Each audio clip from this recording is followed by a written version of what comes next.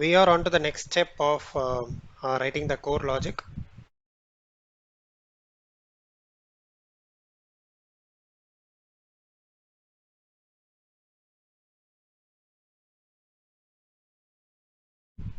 Usually, when we need some accurate results on a particular website, we have to build keywords for each depth. So, as for now, I'm just going to build a keyword only for first depth, that is for 0. These are all the main important keywords that we're going to look down into the particular website. And if it seems to be good, we are okay to proceed for the particular URL.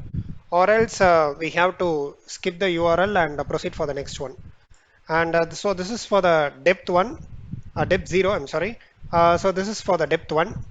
So this is nothing but a whitelist kind of list of elements. So previously we have created the blacklist. Now the whitelist is nothing but the keywords that we're going to focus on particular website. As the goal is to focus on travel policy for the particular website, it is mainly to focus on whether if we have a document or PDF under any particular URL.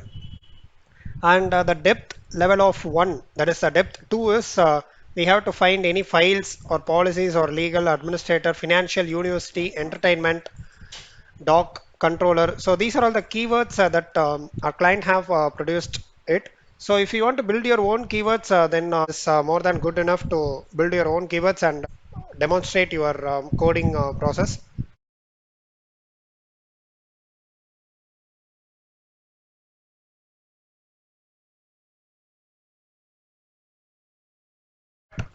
We are going to visit a particular URL, and those URL has some pages under it. And within that particular page, if we found the keyword that seems to be promising enough for the travel policy, then we would be assuring it as a positive one. And what are all the URLs that we have detected? So say for an example, for the first URL, United Beauty, if we have United Beauty slash travel policy, then that would come under detected URL. And what's the overall status? Overall status is nothing but whether this URL speaks about travel policy or not. You'd be visiting the United Beauty. So it comprises around like 150 plus links, say for an example. And if we have detected the travel policy page in the 15th or 17th index, then that comes under this detected URL, and the number of the collected links would be holding the number of links that we have visited. And overall status is nothing but if we have more than 10 positive, then the overall status would be positive, and the links visited would be tracking down the number of links that we have visited. So these are all completely our metrics to track down and hold. And the negative threshold that we need to set is 15. So when we encounter more than 15 negative flags, we don't have to continue on a particular URL, and we can skip for the next, we can continue for the next iteration and skip the current one. And the registered domain. So the reason why we have imported the TLD extract is some website would have the hyperlink reference as hash or slash home that doesn't hold the whole website name.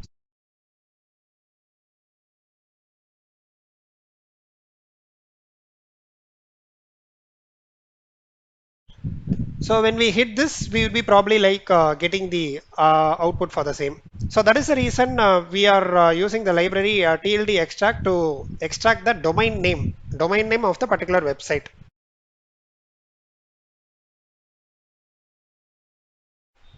While traversing individual website, we might come across either fully qualified links or partially qualified. When it comes to the partially qualified, this registered domain helps us in constructing the full URL.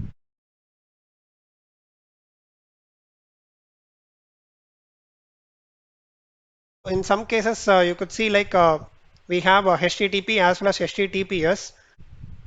On these scenarios, this build URL lambda function would help us in constructing URL for the partially qualified URLs.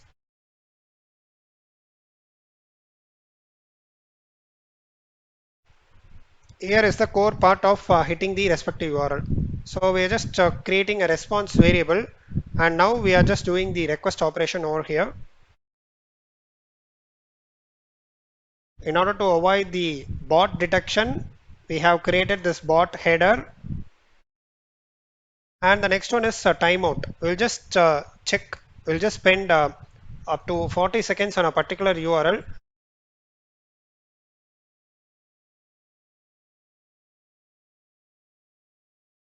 Right after doing the request on the particular URL, we would be having the response in our hand. So we can step into the process of extracting the HTML content from the with the help of the beautiful soup package.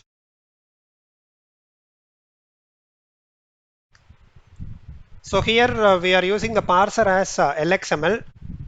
Our first objective is to extract all the links from the website.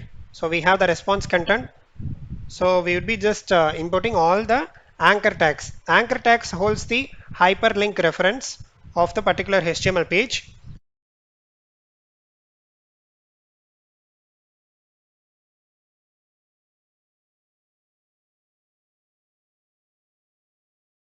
So on most of the cases, the anchor links holds the duplicated hyperlink reference as well as the text. So in order to avoid that, we are just doing the set operation to remove the duplicates.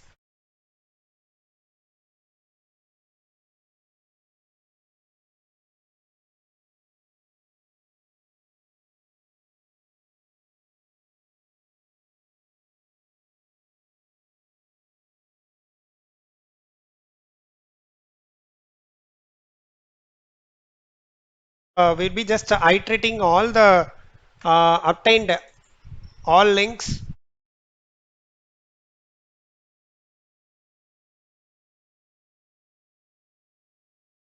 The hyperlink reference would be in the 0th index, and the text would be in first index. Eligible is nothing but whether this particular link is eligible enough. It contains positive keywords related to travel policies. And now we are going to iterate the keywords. So here we are just going to focus only on depth 0.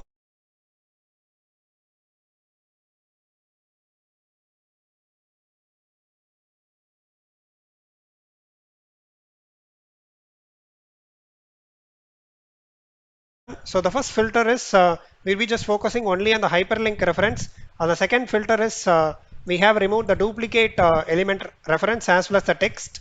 And the third filter that we are doing is based on the keywords availability in the particular text or the link. We'll be just proceeding this link. That is the reason we have kept the keyword or the flag proceed link equal to false.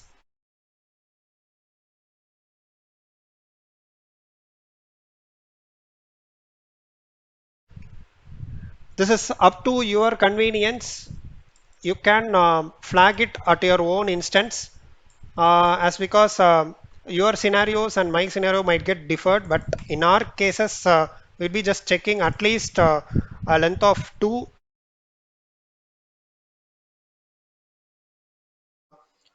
If there is not a proceed link, which means like it is false, then we would be continuing to the next iteration. So we don't want to spend time on this particular link, and we will be just focusing on the next link of the same web page.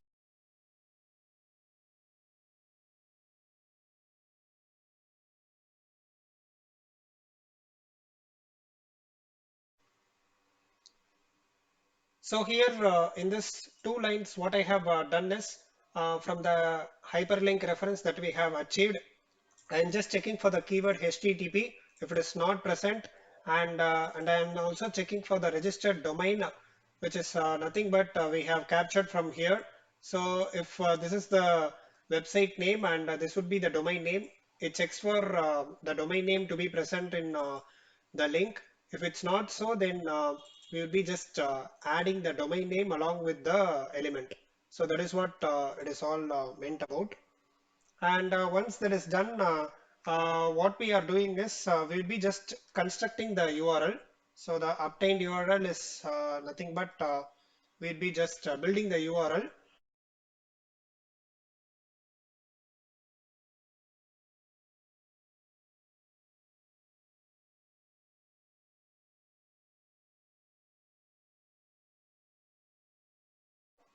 Our constructed parse HTML will be used now. Parse HTML takes response.content as the argument. So the next step would be like I will be just creating a function called fetching the desired pattern. So I'll just name it as fetch desired pattern. So this holds the argument of pure text. So it gets the pure text of what we have obtained. And now I'm just creating a flag called detected flag, whether it is positive or negative. That would be decided based upon the regex pattern that we are going to build. So here I'm just writing the regex pattern.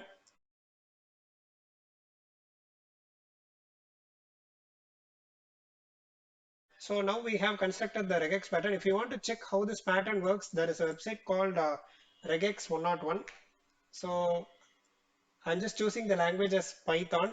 So we are having a sentence called a travel policy from the HTML content. This is an example. So this is a regex pattern that I have written. You could see like I'm just searching for the keyword travel policy, and in between it accepts underscore slash or hyphen, and it has been followed by policy or policies. So even if we have a keyword called policy, it accepts. Even if there is a space, it accepts, but the space constraint I have set up to 15. So until 15 characters in between these two desired pattern, it accepts the keyword. Even travel detected policy, if it exceeds more than 15, then that is not a right match.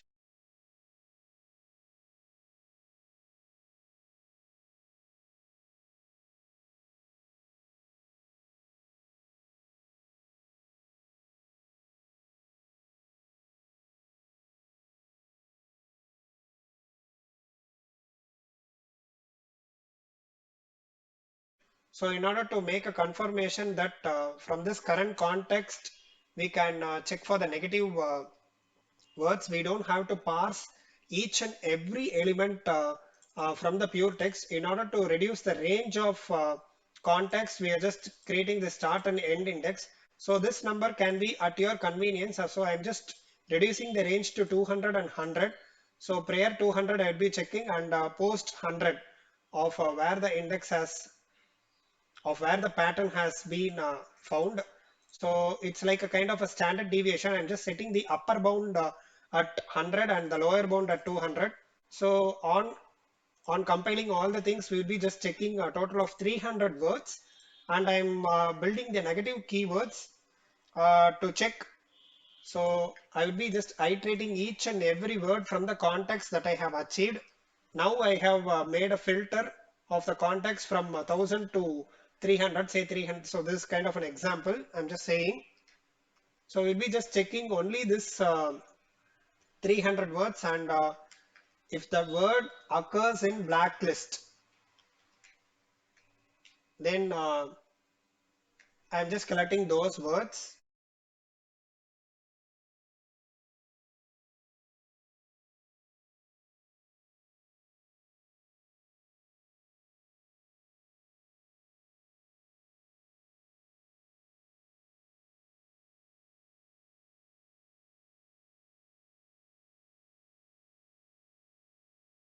I hope the fetch decide pattern function is understood. So we're just passing the pure text into this fetching decide pattern, and the detected flag would be positive or negative, or whatever be the case that we come across. So if detected flag is equal to positive, so this is a straightforward case. So what we are just doing is we will be just appending the obtained URL of what we have constructed into the detected URL.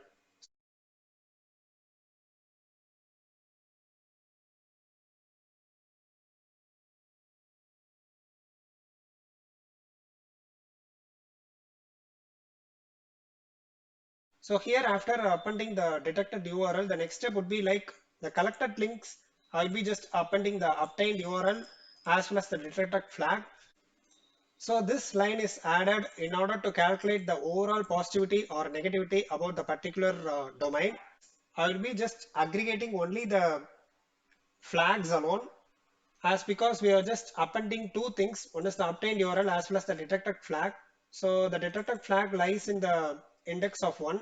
So I'm just collecting only the flags alone in order to accumulate and calculate the number of positives and number of negatives for the particular URL.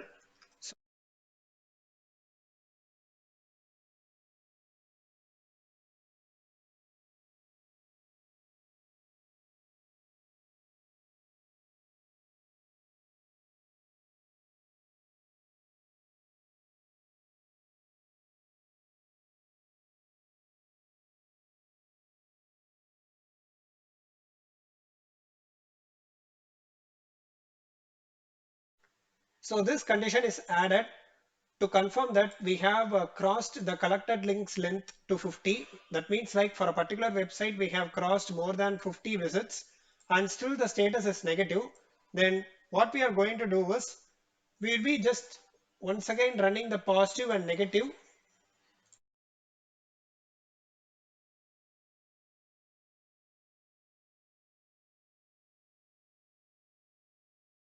This condition is added to check we have crossed more than 50 links, but still the overall status is set to negative. So what we are going to do is we'll be just aggregating all the links and check for the flag.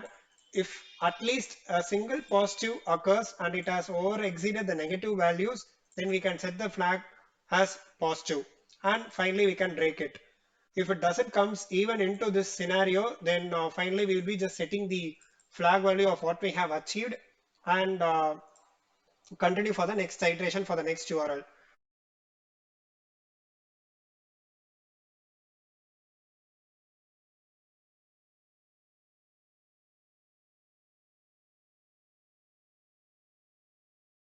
And finally, for the print statement purpose, I have just added these two lines to see whether we have the overall status as positive or negative.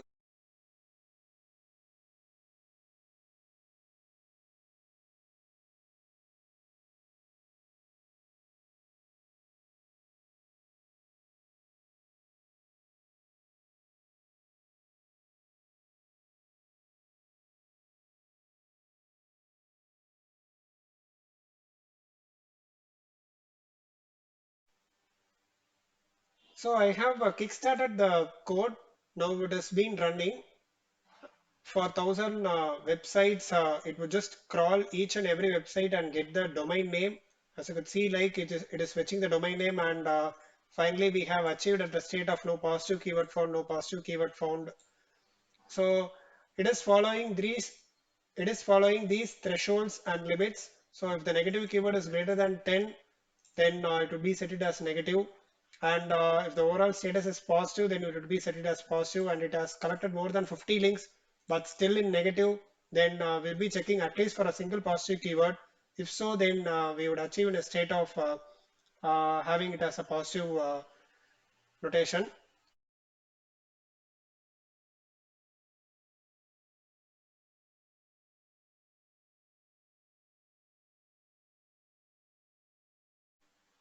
So as you could see, like we have found a positive keyword for this website. Let us just visit this website and see what it speaks about.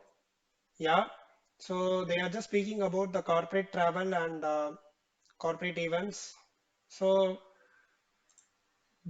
this website speaks something about travel policies, and we have detected it as a positive.